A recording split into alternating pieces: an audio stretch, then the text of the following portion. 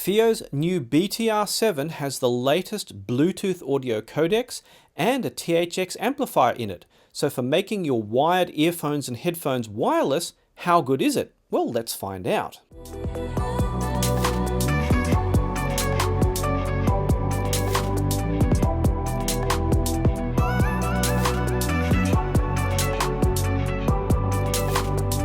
So let's start with, well, what actually is this thing and what's it for? Well, basically it's a Bluetooth DAC and amp. So let's say you have some headphones or earphones such as these, and normally you'd plug them into, your portable, well, actually maybe your phone if it still has a headphone socket, or some other device, maybe your computer. But let's say you want to separate that out. You want to have something transmit wirelessly to your earphones, but you don't have a wireless adapter. But you want to do so with kind of high quality audio, not just use some kind of cheap adapter that you can buy here or there.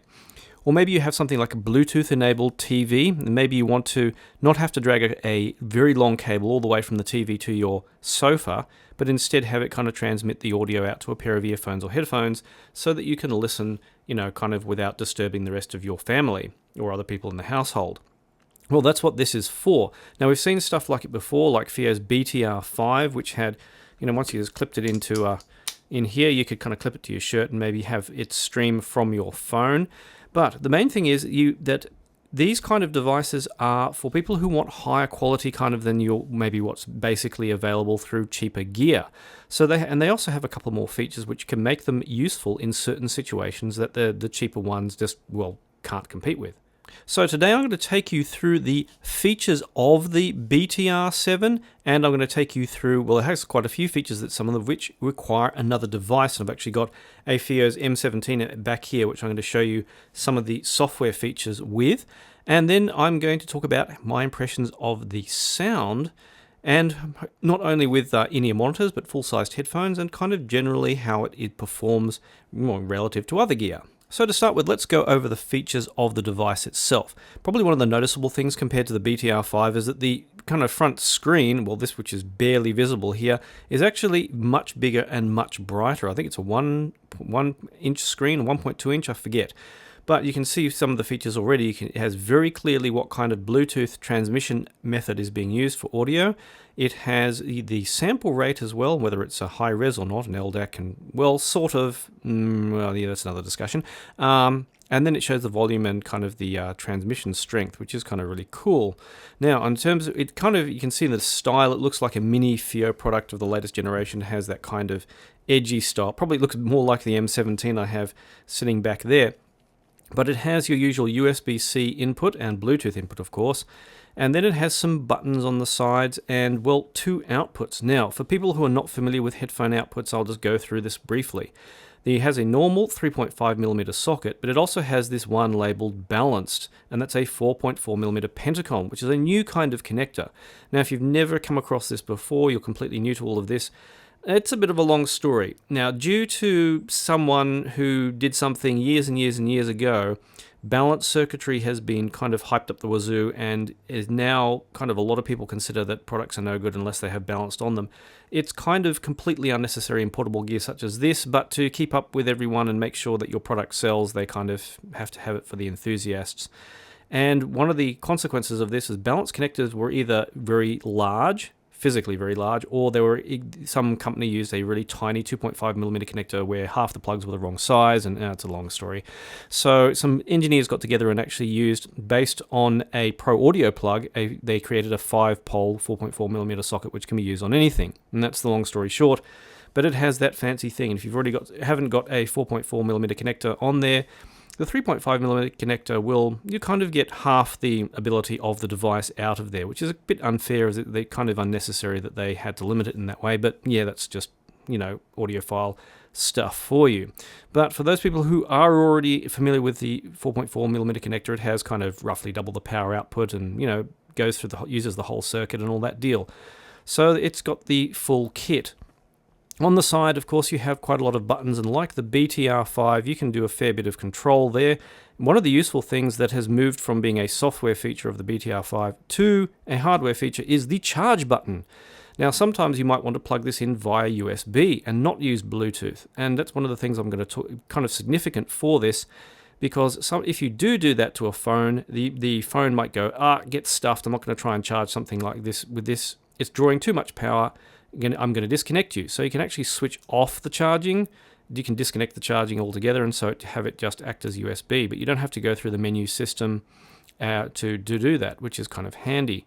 So, of course, you have a menu system. Long pressing the power button will get you into the menus, where you can adjust things such as the gain level, of which there are 2. Actually, there are 3 gain levels, although why they didn't put them in the menu, I don't know. I'll show you that one later. We have the good old digital filters, and if you're not familiar with digital filters, my recommendation is, if you don't know, try them and see if you notice a difference, and if you do, play around and see which one you like. If you don't notice a difference, just don't bother and ignore it. And that's as far as I'll talk about filters, because they're just, the audio rabbit hole stuff.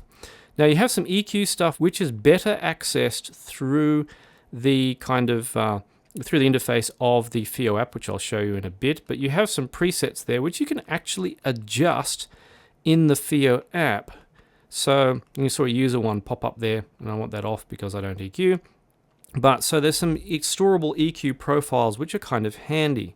Car mode, if you're not familiar, is very handy. Basically, it will put it in a mode where if it receives power through the USB, it will power on automatically, and if it loses power through USB, it will automatically power off. So if you hook it into, say, a car, USB socket, you could leave it in your car, if you wanted to use it as a Bluetooth adapter for an old car stereo, and have it power on and off automatically with the car. So that's kind of very handy. audio is actually USB audio. I don't know why they didn't put the full name in there. If you have some really old device, like say you have a really old iPhone or something like that, and it's just going to not work with UAC 2, you can switch it to UAC 1, which will give you basically USB 1.0 or 1.1, I think, something like that. And so it will work with really old devices should you need that. Now, the dimmer, you can select the brightness of the screen if you are using it at night. I'm going to set it on, I think maximum is best for videos. Just glancing over my screen, it does look like to be the case. We have a couple of languages in here, literally. And then, I don't know if there will be any firmware updates for other languages as far as I know. Screen timeout, well, let's have a quick look at that. That's handy. I've set it at 30 seconds because we want to actually see what's going on. These kind of screens, if you leave them on too much, they'll eventually burn out. So kind of the shorter is better. Input priority is kind of cool. It can automatically prioritize, say, USB if you like, if you plug it in and just disconnect Bluetooth. That kind of thing is very handy, and you can reset it. And just so you know, this is version 1.69 of the firmware, and which you can update via the FiiO app. Now, actually, in this case, we want to look at some more stuff this thing can do. So let me jump to another camera, and then let me show you some of the really cool features this thing has. Since there's actually a lot of functionality available to the BTR7 which is not available in the menu system, to get access to that you have to have the FiiO app installed on, say, an iOS or Android device and access it that way. But you can actually do quite a bit with this, which, well, let's take a look. So in the FiiO app, if you go into settings, there's now an option for FiiO control. Tapping on that, any Bluetooth devices from FiiO that you can access will be available there, which you can just add them. And there you actually get 3 tabs of, well, settings that you can change. Now, to start with, I presume wire function just means USB, but I've never actually, I don't know why it's called wire function. Anyway, idle power off is obviously how long it automatically powers off if you haven't used it, so up to 30 minutes. One of the cool things you can do is select the Bluetooth codec and say, why wouldn't you automatically want the best one? Well, there are some situations where you wouldn't. Let's say, for example, that your phone or whatever is using LDAC, but it's not working reliably for some reason. Well, you can actually switch that off and then see if it will work reliably on one of the other codecs. Now, the other thing you might want to do is use aptX LL, which means low latency. Now, normally Bluetooth transmission has a latency of about a third of a second. I forget what the numbers are, but anyway, that can be kind of irritating if you've decided to use this to watch, say, a YouTube video or something, and that delay can just be irritating. So instead, what you can do is, well, you could actually just plug it in a wired mode. But if you didn't want to do that as such, say if you had a TV that has different Bluetooth codecs, which probably would have aptX LL, you can just turn off the higher Bluetooth codecs and lock it into aptX LL, so you get the lower latency transmission. And this transmission method, I think it's about a 1/10 or an 1/8 of a second, that the delay, so it's much better for watching movies and the like. Now, the operation mode, actually by default, if you hold the volume buttons down, it will switch tracks. Double click volume buttons to switch tracks is better, so that when you do use the volume control, that you can just ramp up and down as necessary by press and hold, and that works much better for me anyway. Now, speaking of that, actually in the audio you can select the amount and working the limit to the volume. Now there are 60 steps and you can limit it to less than that, say if you have your child using it and you want to make sure they don't blow their ears out, or you want to make sure you don't accidentally turn the volume to maximum, blow your ears out if you're using sensitive IEMs like I have. Now, you can actually separate the Bluetooth volume. This is literally controls the Bluetooth volume, so you can actually see it changing there. The volume of call can be adjusted separately. Oh, thank God. So how many times have you had a call come in and it's blown your ears out because you've been listening to music a bit loud, or the opposite, it's just too quiet.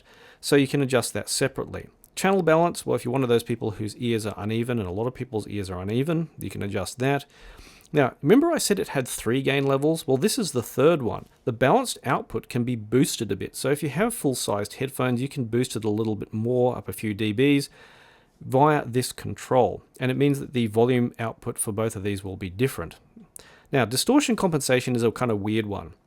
People make a big deal out of harmonic distortion. It was actually... it's called harmonic compensation here because they don't want to call it distortion. Basically... these devices are tuned to have no or very minimal kind of harmonic distortion of any kind. And there are 2 that are very common. Second order or even order harmonic distortion is like if you have a 1 kilohertz tone, there will be a 2 kilohertz, a 4 kilohertz, an 8 kilohertz. That's kind of nice sounding. And it's actually a lot of mastering engineers actually put it in music, so it makes music sound nicer. So it's really funny when I go online nowadays and see, people say, well, people must like distortion. It's like, well, that's what you're listening to because it's probably in the recording already. So the other thing is third order harmonic distortion makes things sound a little bit more exciting. Now you can tune electronics to sound, have these in here, and a lot of manufacturers do, just to make it kind of nicer to listen with. I mean, heck, we're listening to distortion anyway. I mean, music is made by distorting the air around us. So kind of all this hype over low harmonic distortion is, to me, kind of ridiculous. But anyway, let's say a thing about these little devices is they have the kind of cheap DACs in them, the digital to analog converter chips, that do sound a little bit kind of harsh and edgy because, well, for reasons I won't get into, but they're designed to be low power, have minimum digital processing, and they just kind of sound a little bit harsh and edgy. So adding a little bit of even order harmonic distortion and a little bit of third order harmonic distortion will actually make the sound a little bit nicer. Now, it's extremely subtle. I mean, I sat there listening to music, turning it on and off, and I could barely notice the difference. But ever so slightly will give a little tiny bit of that kind of tube-ish sound to make everything kind of a little bit more bloomy. And I leave it on there, and apparently someone reckons, and I haven't confirmed this because I just got told a few minutes ago, that it might reduce the battery life having those switched on, so something to note there.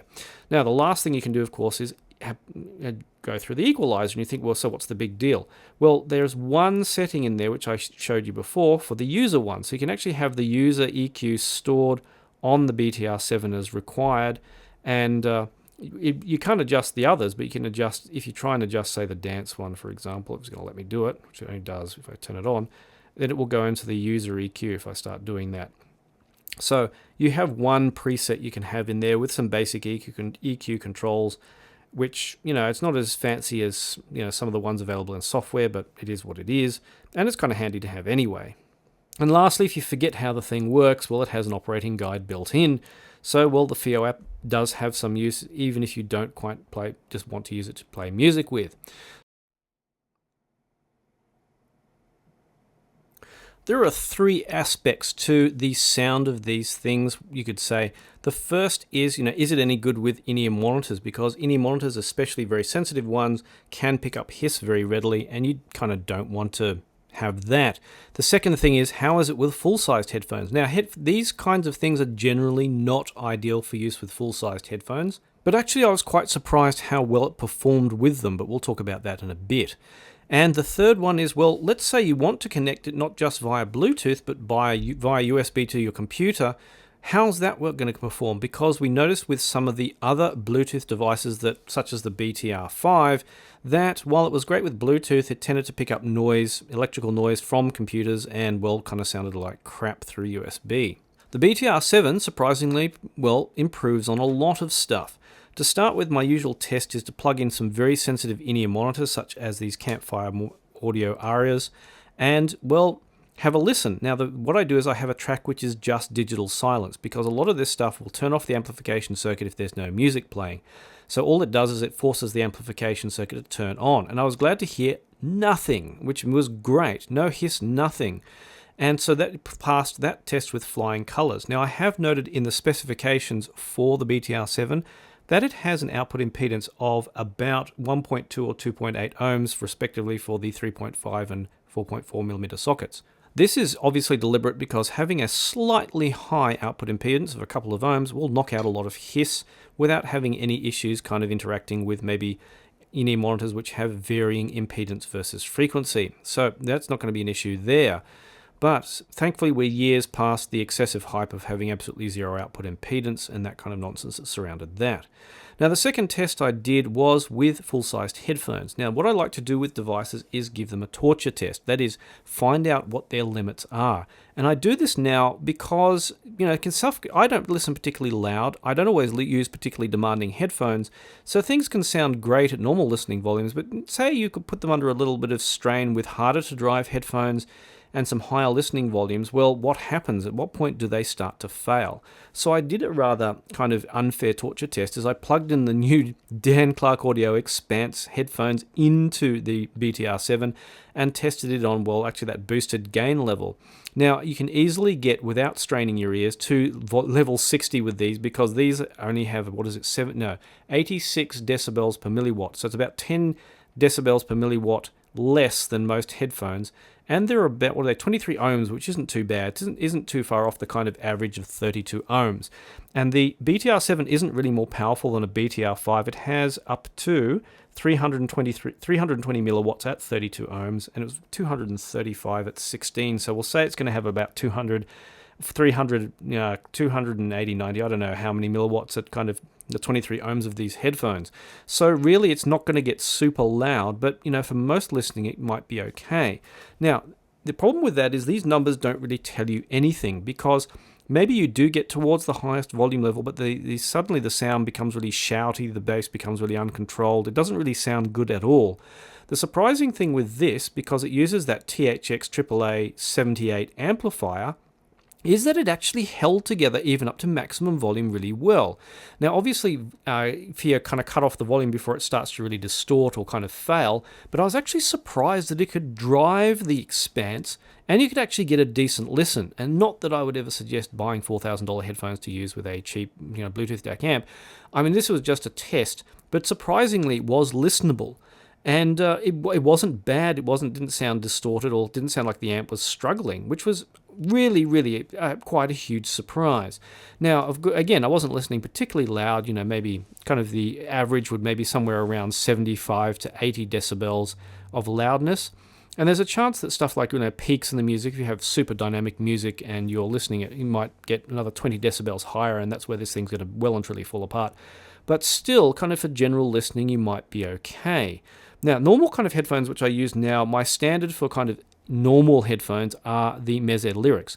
I choose these because they're very easy to drive, like a lot of headphones are, but also they're very resolving, so they will scale up with the quality of gear. So, for example, if I go from the BTR7 to the M17, there's a huge difference. I mean, a very, very noticeable difference. So I can kind of tell, okay, I can very clearly hear what the limits are of this without kind of putting it under unnecessary strain, and also hear kind of the overall sound quality of the device.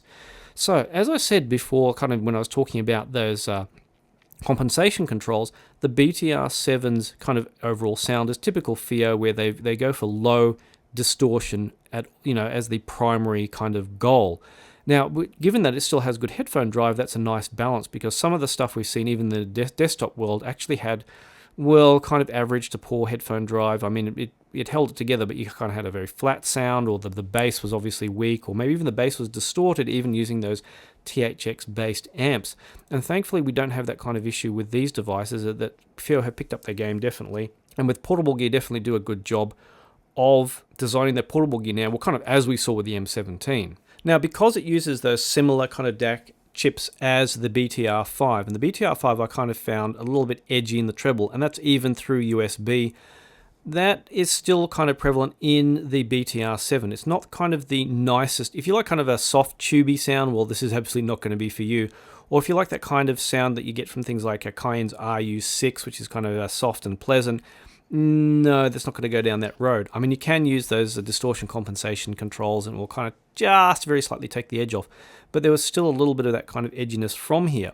All the same, one of the interesting things I noticed, and I talked about this before in the BTR5 review and the kind of the iFi Go Blue review, is that if you do connect them to a computer via USB, is that you do get noise coming through and they do sound really kind of harsh and unpleasant in general. And that's because, stuff connected to the ground, connected to the normal power, can transmit noise through.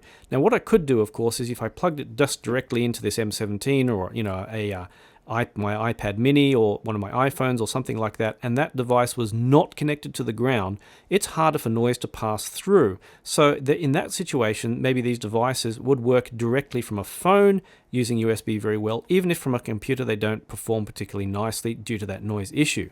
Well, I tried the same thing with the BTR7, and I actually got a good result in that I could not hear any difference using this, say, directly to my computer without any kind of noise filtering, or through a noise filter such as iFi's iUSB 3, or just using it from, say, using USB from the M17 or something similar to this. The difference was, well, there wasn't a difference. So that's a good step up for the BTR7 in that I could recommend this as something that can do a job of a BTR5. It can drive full-sized headphones, and it can do the job of something, say like FiiO's K3, which is designed for plugging into a computer. It's not going to be my first choice for listening kind of on the go or in a portable situation.